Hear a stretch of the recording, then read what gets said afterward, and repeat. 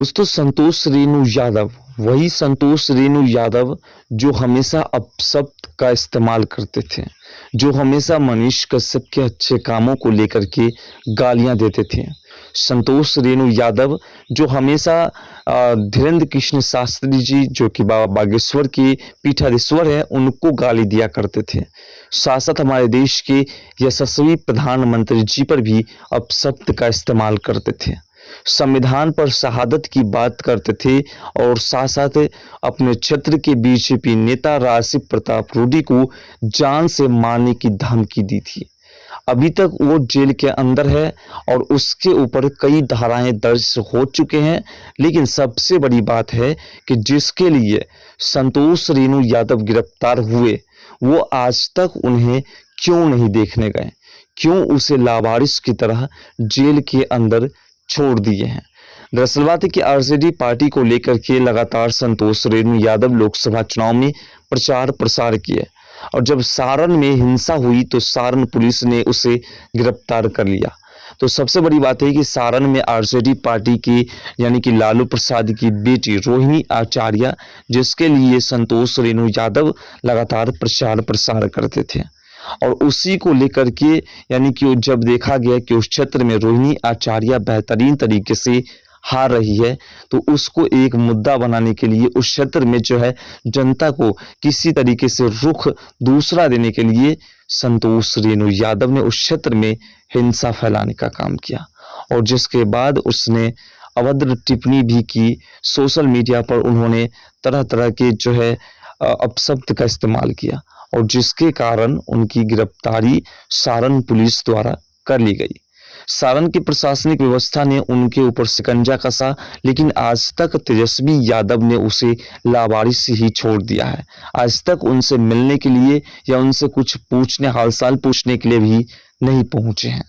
दरअसल बात है कि मनीष कश्यप ने अपनी पार्टी के नेताओं से बात किए और बात करने के बाद उन्होंने उन सभी स्टेटमेंट को दिखाने का काम किया, शासन प्रशासन को भी दिखाने का काम किया और उसके बाद उन्हें डिसाइड करने के लिए कहा कि आप इसके ऊपर कैसे कैसे तरीके से किन किन बातों को लेकर के और किन किन परिस्थिति में आप जो है इनके ऊपर शिकंजा कसेंगे, वो आपका मैटर है, लेकिन इनके शब्द को आप सुन सकते हैं।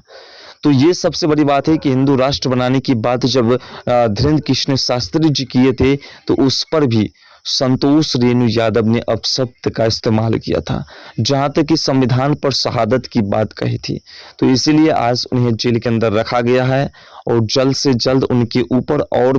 बड़ी से बड़ी धाराएं लग सकती है और किसी भी परिस्थिति में अभी छूटने की कोई उम्मीद नहीं है। बिहार के छपरा में विगत 21 मई को चुनावी हिंसा के बाद सोशल मीडिया पर लगातार भड़काऊ बयान देने वाले जो यूट्यूबर कलाकार हैं संतोष रेणु यादव, उन पर पुलिस ने शिकंजा कस लिया था। पटना कोतवाली इलाके से संतोष रेणु यादव को पुलिस ने खदेड़ करके गिरफ्तार किया था और उसके बाद उन्हें अभी तक जेल के अंदर रखा गया है। संतोष रेणु यादव पर 2 अलग अलग मामले दर्ज थे, जिसमें उनके ऊपर भड़काऊ भाषण देने का आरोप था। एडिशनल एसपी राजकिशोर सिंह के नेतृत्व में पुलिस ने यह कार्रवाई की। आरोप है संतोष रेणु यादव लगातार सोशल मीडिया के जरिए माहौल खराब करने की कोशिश कर रहे थे। सारण के एसपी जो है कुमार आशीष इस मामले को लेकर काफी गंभीर थे और उन्होंने तत्काल प्रभाव से संतोष रेणु यादव को गिरफ्तार करने के निर्देश दिए थे। ये जो है ये न्यूज़ 18 की खबर है। न्यूज़ 18 की ओर से ये सूचित खबर दी गई है और आपको बता दें कि इसी को लेकर के मनीष कश्यप ने अपनी पार्टी के कार्यकर्ताओं से भी बात किए थे और साथ साथ प्रशासनिक व्यवस्थाओं से भी बात किए थे कि जो संविधान पर शहादत की बात करे, जो बीजेपी के दिग्गज नेता और साथ साथ बीजेपी के किसी क्षेत्र के कैंडिडेट थे, सांसद थे या कोई आम नागरिक ही क्यों ना हो, उससे जान से मारने की धमकी दे रहे थे। साथ साथ जो है ये हमेशा और संविधान से लेकर के और हमारे देश के यशस्वी प्रधानमंत्री से लेकर के हमारे धर्म प्रचारक, उन सभी पर अपशब्द का इस्तेमाल करते थे। तो इस व्यक्ति के ऊपर शिकंजा कसा गया और इस पर जो है मनीष कश्यप ने भी अपनी पूरी जो है वो प्रक्रियाएं, हथकंडे हैं वो अपना लिए और साथ साथ इन्होंने जो ऐसे पूरे हथकंडे नहीं अपनाए, कुछ ऐसे भी हथकंडे हैं जिसे रोक करके रखे हैं, बस इन्होंने इशारों इशारों में अपने हथकंडे को अपना लिए हैं और इशारों इशारों में ही इन्होंने जो करना था वो कर लिया। अब जो है संतोष रेणु यादव को पता चल रहा है कि किस नीति पर हम चलते तो शायद हमारा कल्याण होता। दरअसल बात है कि किसी परिस्थिति में आरजेडी पार्टी के नेताओं की ओर से किसी भी तरीके से संतोष रेणु यादव का कोई हेल्प करने के लिए नहीं पहुंचे और ना ही उन्हें किसी भी तरीके से सांत्वना देने के लिए भी पहुंचे, किसी भी तरीके से उन्हें दिलासा देने के लिए भी नहीं पहुंचे कि हम जो है आपके साथ हैं। आपने हमारे लिए जेल तक जाने का काम किया।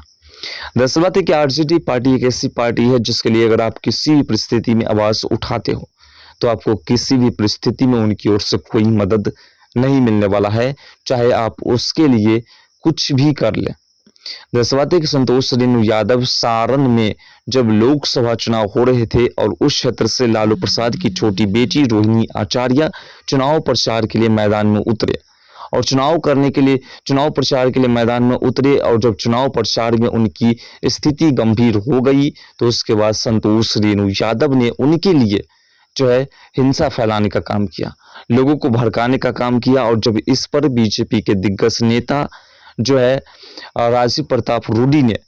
आवाज उठाया, उन्होंने सोशल मीडिया पर कुछ बातें कही तो फिर उसको जो है जान से मारने की धमकी देने लगा और जिसको लेकर के प्रशासन, जो कि सारण प्रशासन पूरी तरह से एक्टिव हो गई, क्योंकि वहां पर जो हिंसा फैली थी उसमें एक व्यक्ति की जान भी चली गई थी। इसलिए प्रशासन पूरी तरह से वहां एक्टिव थे सारण में। और जैसे ही संतोष रेणु यादव के बारे में और साथ साथ उनके सोशल मीडिया पर देखा कि किस प्रकार से भड़काऊ बातें कर रहे हैं, जान से मारने की धमकी दे रहे हैं, वैसे ही उनके ऊपर कार्रवाई कर ली गई और उन्हें खदेड़ करके गिरफ्तार कर लिया गया और आज भी वह जेल के अंदर सड़ रहे हैं। अब देखने वाली बात होगी कि आरजेडी की ओर से उन्हें कब तक जेल से बाहर निकलवाने के लिए प्रयास किया जाता है और कब तक वह जेल से बाहर निकल सकते हैं।